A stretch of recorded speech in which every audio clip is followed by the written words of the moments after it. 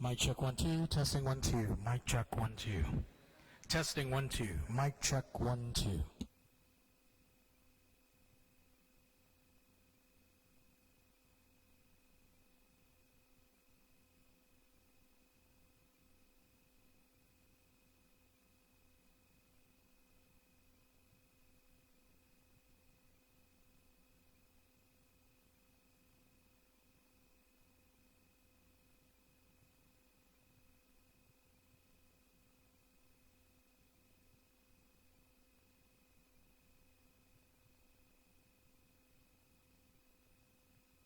Mic check 1 2. Testing 1 2.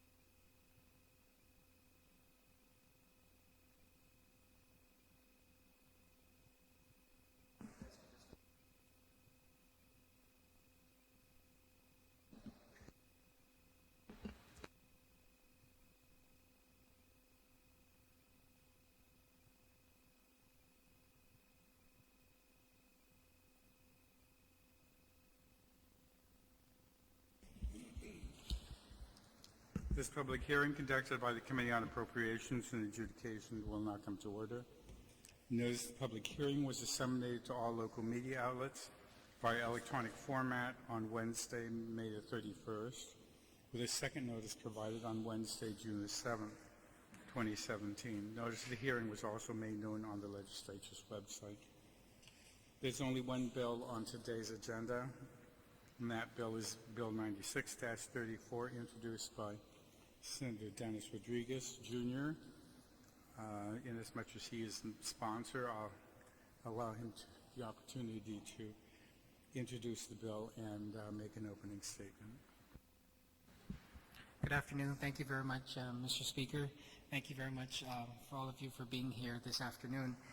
Bill 96, 96-34, Mr. Speaker, Mr. Chairman, is to appropriate $150,000 from the fiscal year 2017 budget of E. Legislature in Guam to the Department of Administration for the implementation of the Hunter Speak nonprofit organization's establishment of the Guam Autism Center, pursuant to provisions of Public Law 33-227. Mr. Chairman, last term, what we have done was pass a law that move forward the development of property up in Upper Tumon across John F. Kennedy High School that was under the jurisdiction of DISID as well as the Chamorro Land Trust Commission. The vehicle is moving to get that land developed. Gita, as the broker of that of this arrangement, is actively working to find a developer, finalize what is needed to get a developer to use that facility, to use that land. From there, proceeds of this development would then be, allocated for use of DISID to build a one-stop center, which would, of course, also house Guam's first autism center. And so, this term, Mr. Speaker, we've also passed a law, which is now Public Law Hunter's Law, which requires insurance companies to, as a benefit of a plan, to cover autism as a plan coverage. And so that is now established and is going to be made available to our community. And as I've addressed, as we first started this last year, I've always said that this is part of it's part of a plan, different steps that need to take place.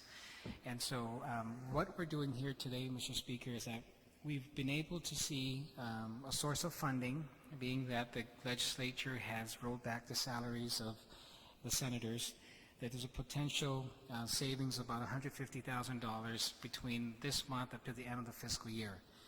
And so this bill does is allocate that resource to be able to speed up the process of getting Guam's first autism center established. And in speaking with Dr. Duenas, the founder of Hunter Speak organization, we understand that there are 3 GDOE teachers that are on track to be board certified behavior analysts. And right now they are on a grant from Hunter Speaks that they're seeking their master's degree right now. Part of that, to be able to be a board certified behavior analyst, is that you need clinical hours. And so what this bill does, Mr. Speaker, the investment of $150,000, part of that would be to bring those certified analysts here to Guam, be able to train our people, and from there have these individuals actually treating our children on Guam, something that we've never had. And once we have that going, then we have the other component of insurance companies covering it. Then it's just a domino effect now that would ensure that there is a sustainable mechanism in place to be able to fund the Autism Center moving forward, as well as providing services to our people who have to travel off-island if they can afford it. But this is bringing the services here for our people so they can be able to be seen here locally. Thank you, Mr. Chairman. Thank you, Senator. We've had a few people signed up to testify. Tanya Duenas, Camille Paulino, Chrissy Dela Cruz, Vincent Duenas, And Josephine?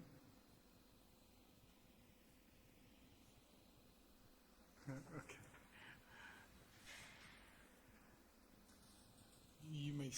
Who wishes to speak first? I'll start first.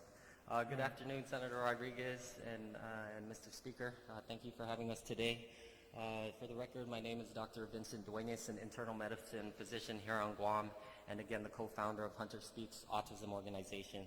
I would like to provide testimony today in favor of Senator Rodriguez's Bill 96-34 to allocate $150,000, if passed, to our organization in order to aid in the development of the Guam Autism Center, where we plan to offer applied behavioral analysis as a medically necessary treatment for autism spectrum disorders. Applied behavioral analysis, or ABA, is currently the standard of care for the treatment of ASD in the United States. Numerous organizations, including the American Academy of Pediatrics, the Centers for Disease Control, and the New York State Department of Health, all recommend a minimum of 25 to 40 hours of intensive behavioral intervention per week. Our children on Guam currently get 0. These methods have been proven to increase communication, functionality, and independence into adulthood. Although results may vary, research has shown that all individuals with ASD benefit from such therapy. Without it, autism can be a lifelong debilitating disease that is crippling not only to the individual, but to family caregivers who often have to offer 24/7 support to care for their loved ones. We discussed previously about the economic burdens of untreated autism, special education services, adult care facilities, loss of income, etc. Not only do we deprive our kids of the recommended treatment, we cannot afford to offer even minimal support services. It's really such a shame. Starting the Guam Autism Center and giving our children the best chance at life and social independence is what they need and rightfully deserve. The appropriation proposed in this bill as a startup for this mission is a very small investment with such a huge return. With all due respect, putting money into a dilapidated school that is potentially going to be torn down in a year or two is not a smart investment, if you can call it an investment at all. Wasting valuable resources for temporary fixes that quickly fade away is yet another loss for the people of Guam. The harsh conditions and threat of double session at Simon Sanchez High School doesn't even come close to comparing to the hardships our kids with autism and their families have to endure due to decades of neglect. We're in a panic currently over a building in disrepair, yet there seems to be no urgency when it comes to autism, a disease that has existed since the 1940s, but one that we've turned a blind eye to, a disease that affects 1 in 68 children in the United States, more than pediatric AIDS, diabetes, and cancer combined. Allocating funds to our organization will help expedite services that will benefit thousands of individuals for the rest of their lives. The Guam Autism Center, once fully operational, will even make money, not cost more. Our organization has been working closely with the Centers for Autism and Related Disorders in Woodland Hills, California, as well as the Institute for Behavioral Therapy. These organizations are some of the largest in the country, providing applied behavioral analysis as a treatment for ASD. Their chief executive officers are ecstatic about starting this project on island and are waiting on us to begin setting up remote clinical services. The passage of this bill will give us the ability to proceed in bringing them out here sooner rather than later. They have agreed to come to Guam, supervise and train some of our local educators to become registered behavioral technicians and board-certified behavioral analysts, autism specialists, if you will. We have 3 teachers, like Senator already mentioned, enrolled in their master's degree BCBA programs at Ball State, which we fund completely through our nonprofit. Upon graduation, they will become the first autism specialist providing intensive behavioral intervention to our children, treatment that has never existed here before. In the past year, Hunter Speaks has made remarkable progress. The passage of Bill 379, now Public Law 33-227, Health Insurance Reform and Hunter's Law, something that took Hawaii 4 years to get done. And a lot of it had to do with you, senators, and your belief in our mission. And we greatly appreciate all your support and ask you to continue to have faith in us. Our kids with autism have been silenced for way too long. We are their voice now, and they will be heard. Thank you for your time.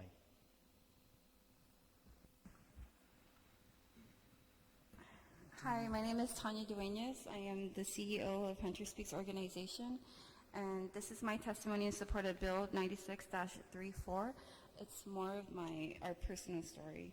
So I vividly recall the day the doctor told us our son was on the autism spectrum. It was a week after Hunter's second birthday. We've only been back on Guam for 4 months at that point.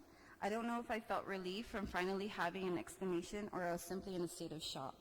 I sensed there was something unique about Hunter very early on. He was reaching all his milestones like any typical child until about 15 months of age. He began to socially isolate himself. He had absolutely no interest in others, and he could watch Disney Junior for hours at a time. I saw 3 different pediatricians who all told me the same thing. You're overreacting. Boys take longer to talk, but deep down I knew something was wrong. On the drive home, after officially getting his diagnosis here on Guam, I broke down and cried. I grieved enormously. Many thoughts ran through my mind. Will he ever be independent? How can I protect him from all the evil in this world? And will he ever find someone that loves him as much as I do, just to name a few? Autism, gosh, how that one word changed our lives.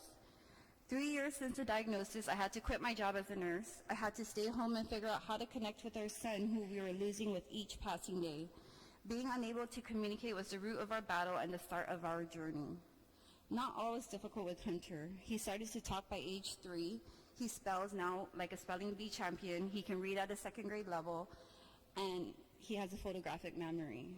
He's the most loving boy you could ever meet. With autism, you quickly learn how seemingly insignificant things can be so precious. I cheered when he finally could eat with a spoon, or he could finally tell me his name. Many things we take for granted. I used to wonder if he would ever call me mom or tell me that he's hurting or hungry. The uncertainty can slowly eat away at you. Although he's making great progress, we still face our share of challenges. But one thing we never give up on is hope. It's the fuel that keeps us going. You see, these kids have so much potential. We just need to figure out how to break down their walls. Our family has been through the trenches, struggled with the lack of services on Guam, sought outside assistance, among other things. It's always been our plan to come back to Guam and help our people. With autism, sometimes it's even hard to help ourselves. A lot of days are rough, some barely survivable. But we truly believe this is God's plan and what led to the formation of Hunter Speaks organization. Although sometimes we wonder if we're doing the right thing by staying. Are we sacrificing our son's future for Guam? Thank you.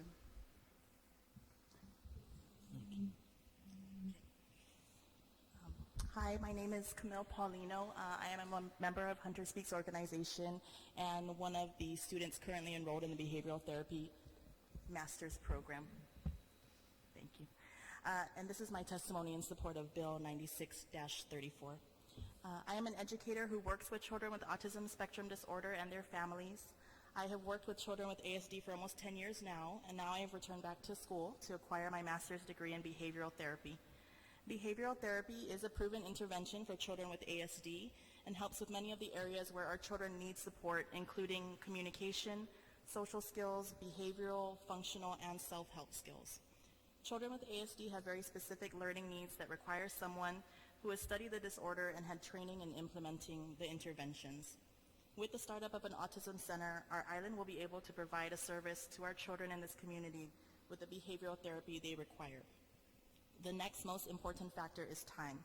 Time is of the essence when so many of our children have gone years now without access to dedicated behavioral therapy.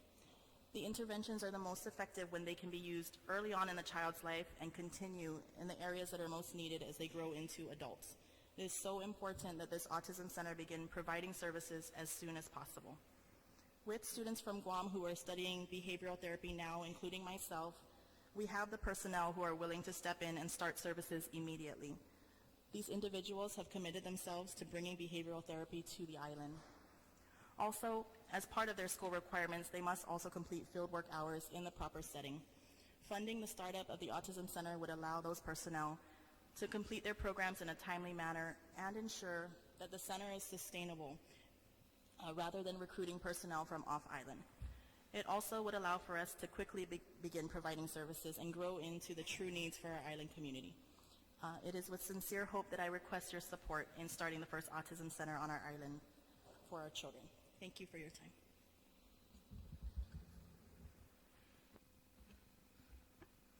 Good afternoon. My name is Dr. Josephine Cruz, and I am an instructional coach with the Guam Department of Education, and I am submitting my testimony from the perspective of the regular classroom teacher. I am submitting my testimony in support of Bill 96, which will allocate $150,000 to Hunter Speaks. As an educator for 23 years, I have seen firsthand the challenges faced by teachers as they strive to meet the learning needs of students with autism spectrum disorder in the least restrictive environment. Integrating students in the general classroom has been the norm and is supported by research as beneficial for ASD students.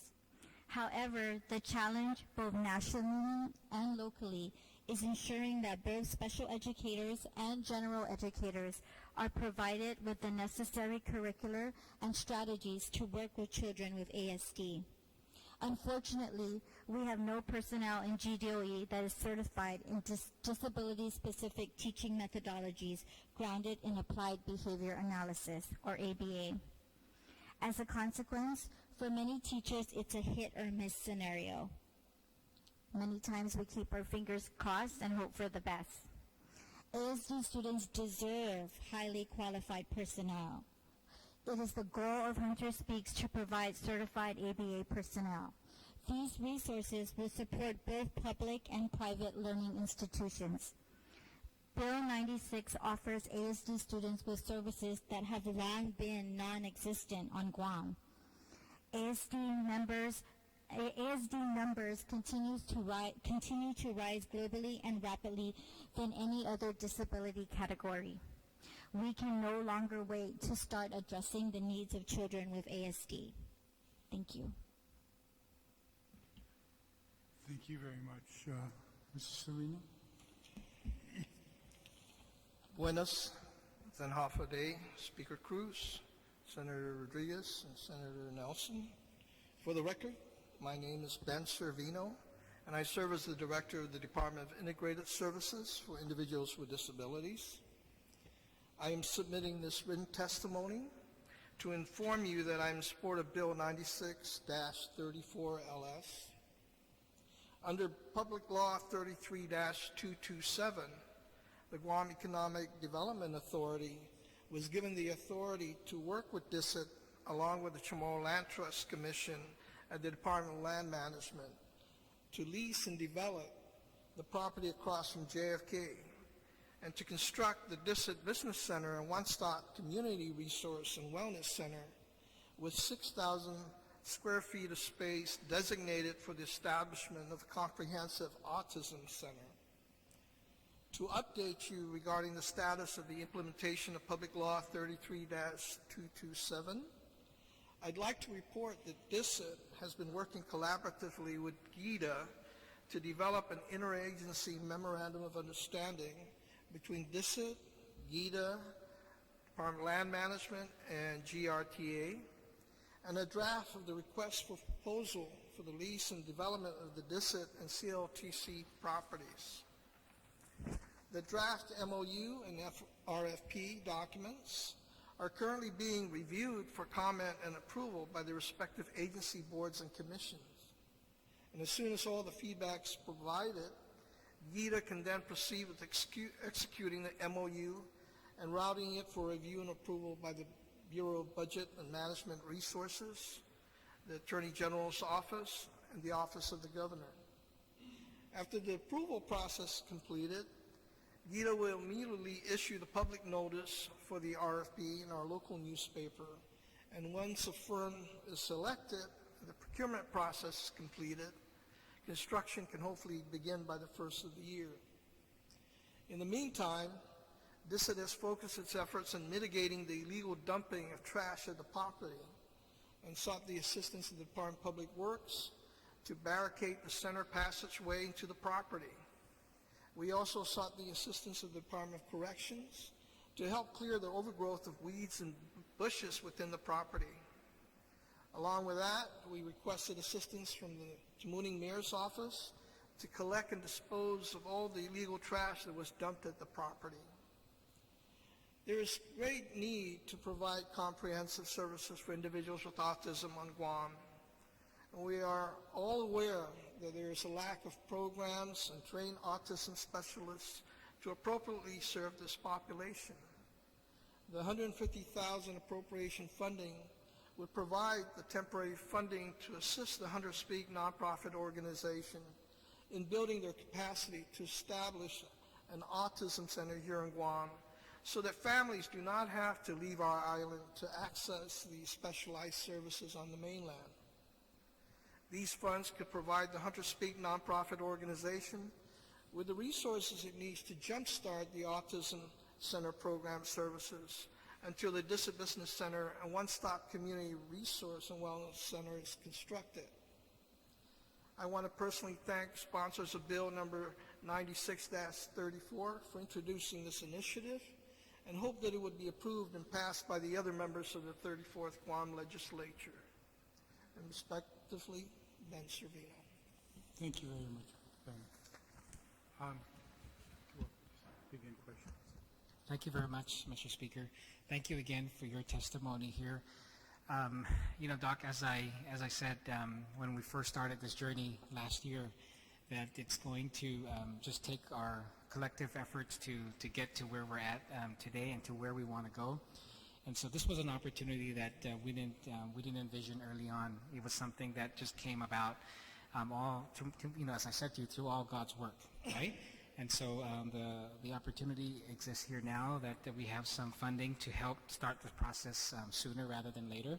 And this also, as I really wanted to follow this, is something that I want this to be a model in a public-private partner arrangement, because you know, I believe in efforts like this.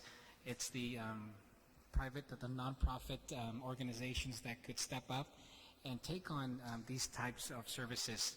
And so this investment will lead to that.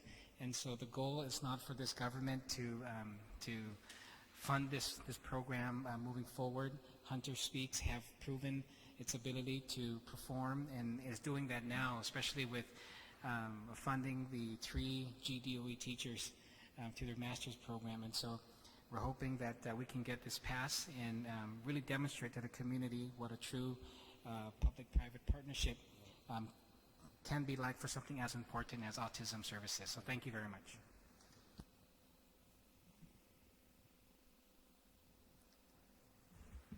Thank you, Mr. Chair. I do have, first of all, good afternoon. Sorry, Good afternoon. it's been a long day. I don't mean to get right into the business, but thank you for you guys. Thank you for being here and for the work that you have done. I do have a couple questions. I'm trying to understand what you stated, Mr. Servino, the memorandum of understanding between Dissett, GIDA, DLM, and GRTA with the draft for the RFP. In the bill here, it says that the $150,000 will be appropriated as an initial investment by the government to assist Hunter Speaks to set up a Guam Autism Center. This MOU that you mentioned in your testimony, can you just explain the correlation between the two? Actually, you know, the MOU was actually written on the Public Law 33-227. Yes, I which see it. required Dissett, Department of Land Management, GIDA to develop this MOU Right, so we can articulate each other's roles Okay. to ensure that, again, the process is facilitated for the construction and the development of this public-private partnership when we develop the property, and the 6,000 square feet of the space we allocated for the Hunter Speak program, the autism program. So where are we anticipating, if this bill passes, where are we anticipating that the temporary location will be? I defer to them because Okay. I don't have those plans. So But- part of, I'm sorry, so go ahead. part of our strategic plan is to breed our own board-certified behavioral analysts. The BCBA field is a field that is in huge shortage nationwide, and so we've run into difficulties trying to recruit these type of specialists out to Guam. And so With regard to long-term sustainability for the center and for treatment, we decided that we should invest in our local educators, and that's what we're doing now through our scholarship program. And so the $150,000 is required to set up a temporary center while we're waiting for DSID in order to establish some sort of pilot program while these teachers are getting trained.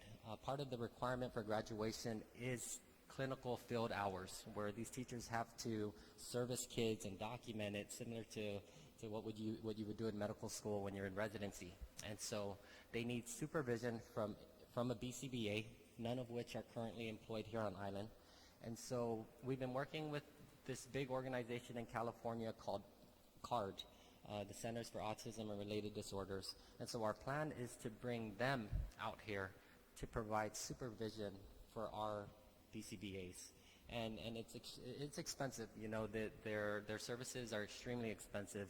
I forwarded a statement to Senator Rodriguez, and just for one trip out here cost $50,000. But like I said previously, it's a very small investment for a huge return. Once these core group of teachers are trained, we'll no longer have to look outside of Guam to get future educators trained. We have these 3 or 4 people here that can train future BCBA students that come out of the University of Guam or elsewhere right here on island. And it's going to lead to that wealthy pool of behavioral analysts for years to come. And that is our long-term plan. Yes, and that's a very good plan, and I know that you've been working really hard, but the question is there's $150,000 that is going to go to a temporary location prior to the one-stop. Do you have an idea of where the location will be? I mean, not all. I mean, a very small portion of the $150,000 is actually going to be allocated to the physical center. Behavioral therapy can be administered anywhere. I mean, we can rent a 1,000 square foot building for $700 a month and train them there. So the physical building, while waiting for the DSID center, is only a small portion of the cost. We can lease a space, and we haven't thought of exactly where, but basically we just need a building where we can set up 2 or 3 classrooms to start getting them their field hours. Okay, so for the identification of the temporary location, $150,000 is a little bit excessive. Well, not for the services that we plan to bring in from California. So you're going to use it for that also? Exactly. A majority of the cost is bringing in specialized instructors from California to train them and get them fully certified. But after they are certified, we will never have to do that again. Okay. All right, thank you. Thank you, welcome. Mr. Chair. Yeah, I think it might help when we do the committee report that you break down how much you're planning on using for professional services to bring in. And I think, Mr. Savino, the question that the Senator Nelson was asking, you've been planning this one-stop center for much longer, for many years.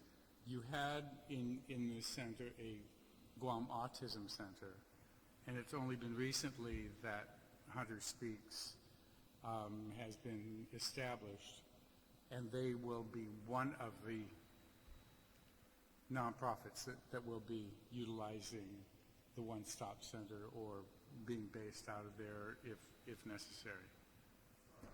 Okay. I just wanted to make that clear so that it is clear to the public and to the rest of the senators when we prepare the memo. But I think if you could break down a budget on, 3 trips of card would take up 150, and how many hours that would provide for the 3 of them, and and I had hoped to get that in time for this session. They did send me one initial statement, but we are still waiting on other things, and I will definitely get that to you for your review once available. And the sooner the better, because definitely. there's going to be a session later on this month. Right. You want to be ready to say that this would be invested in this way, and definitely. Dr. Cruz, or maybe even Mr. Savino. I know that during the testimony they said it affects 1 in 68 children. Does anybody have even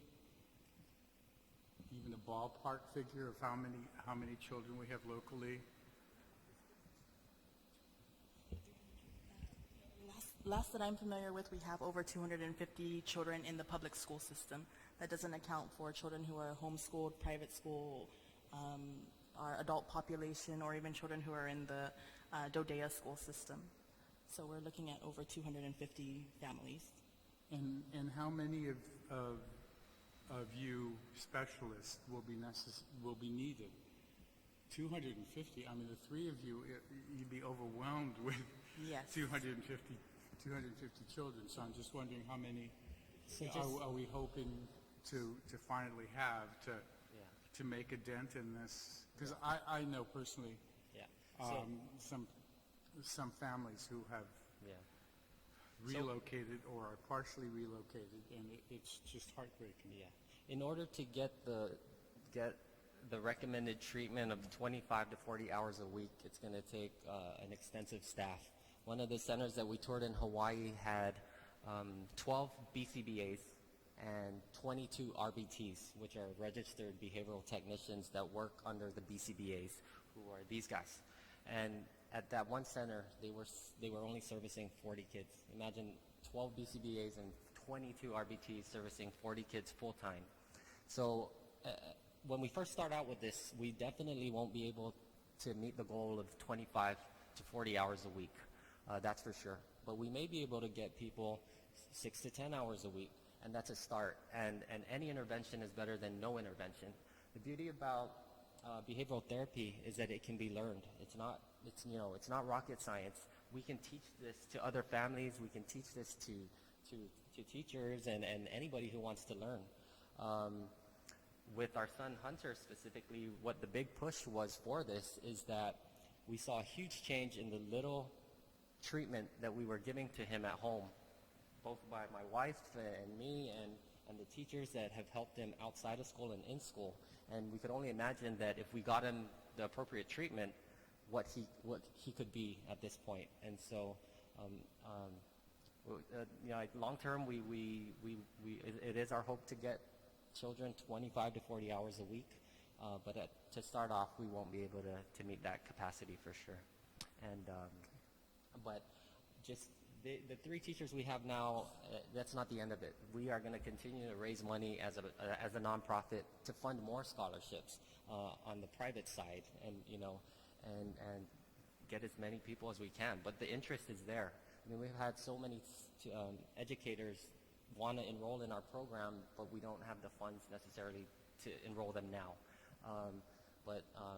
We've been working with a lot of the local businesses to kind of support the scholarship program, and as we get money, we are slowly going to start enrolling multiple other people in the program.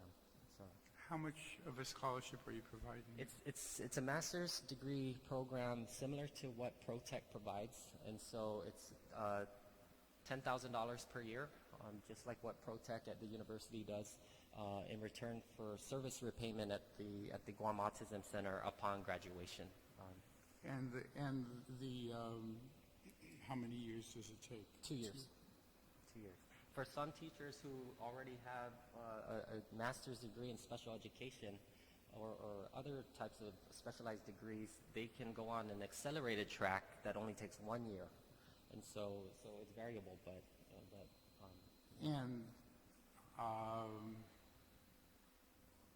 There would not be any prohibition in using some of this money for that, would it? Would there? No. For scholarships, we were not planning to. We plan to. It would just mostly be for related to services that we plan to bring in from off island. Oh. Yeah. Yes. All the scholarship money comes from local resources that we do through the nonprofit. And then, when I talked to Senator Rodriguez before, we know what our government has been struggling with over the years, and it was never our plan to use government money. And that's why we came up with the sustainability plan and with the health insurance bill that allowed for that. And this is just, again, a startup, and we plan in 2 to 3 years to be completely independent and self-sustaining. Thank you, Doc. I think just to follow up what the speaker was talking about, I think when you do submit that the breakdown, you should be open to that because we know it's about 50,000 for the first statement you got, right, from CART. But I think if you're open to that and you include that in that budget breakdown, that if there is other teachers there that you could take on, we won't limit that. The use of this 150,000 because, as we talked about also earlier, the space is really secondary. I mean, you've even talked about working with an existing facility, a clinic, or some place that they can probably provide you rooms that you can work out of as for minimal cost or nothing at all, right? So when you do submit that, please include it if there's still room within the 150,000 to do that. Definitely. Thank you.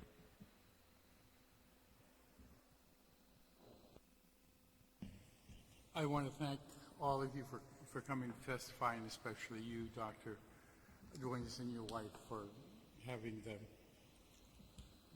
perseverance, not only to care for the child, but to make this additional effort to start up a nonprofit and do the fundraising. I know what that's like. And so I just want to thank both of you and everybody that's in the organization for doing that for us. I mean, it's our pleasure. We're local. We were born here, and it was always our plan to come back. And these are our children, and this is our island. And so, I mean, we can easily pick up and leave, but that was never the plan. And we'll continue to fight for our kids and until they get what they need. So it's our pleasure. Then I owe you another thank you for that one. Thank you very much for coming back and providing service to us. With that, I will adjourn this hearing.